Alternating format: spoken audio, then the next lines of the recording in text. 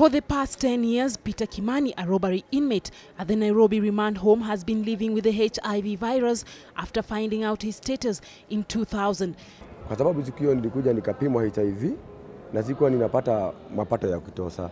Placed on ARVs in 2001 and living in an appalling condition in Nairobi Rumandi detention, this did not stop Kimani from living positively, and after accepting his status, he became a motivation to fellow inmates.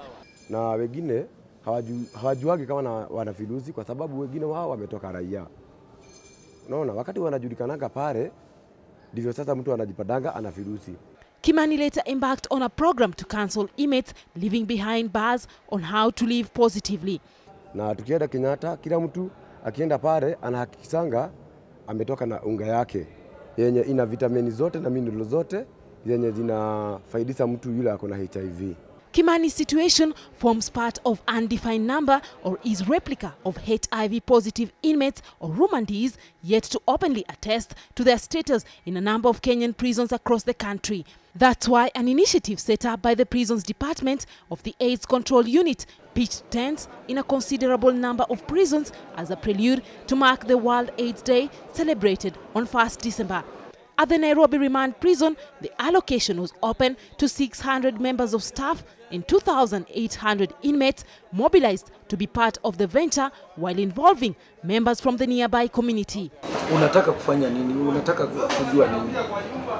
Ningetaka nijue status zangu. Status yako. Yeah. Then you plan your future. Yeah, ndio niweze kupanga my future. The counselors that are based in this station are drawn from within my members of staff.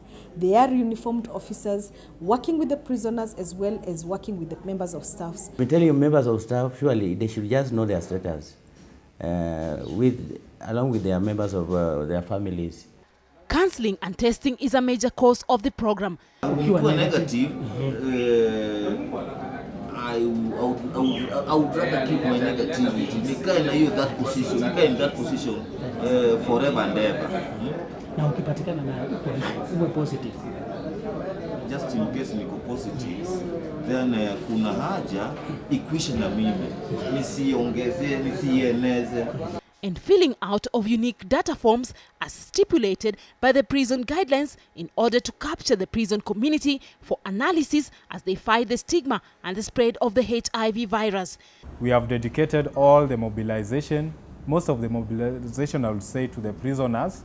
The campaign is said to have been productive as a total number of 911 inmates were tested for the HIV virus, 832 uniformed staff and 33 civilians from the surrounding community, and 4.5% was calculated as the prevalence rate for the entire exercise.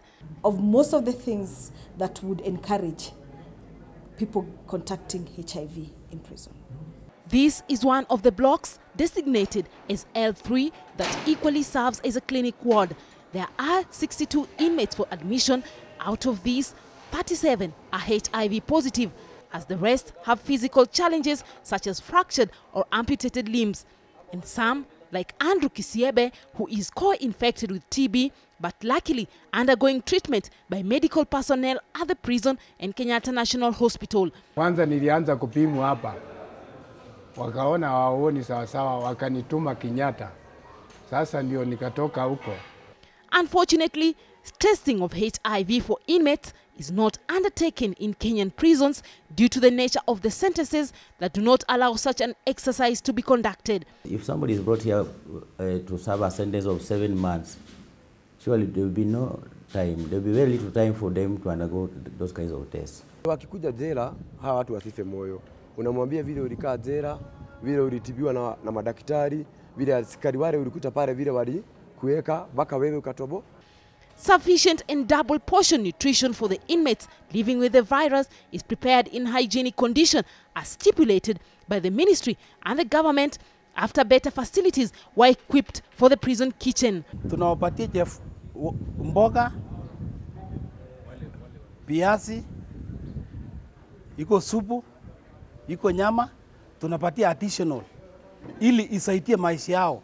Living as an inmate with HIV remains a challenge, as Kimani attests, and hopes that the government or non-governmental organizations should create opportunities for prisoners living with the HIV virus to give them a head start in life by involving them in beneficial activities or train them as counselors as they give advice and support to the infected. Zipporah Karani for KTN, Mending the Ribbon.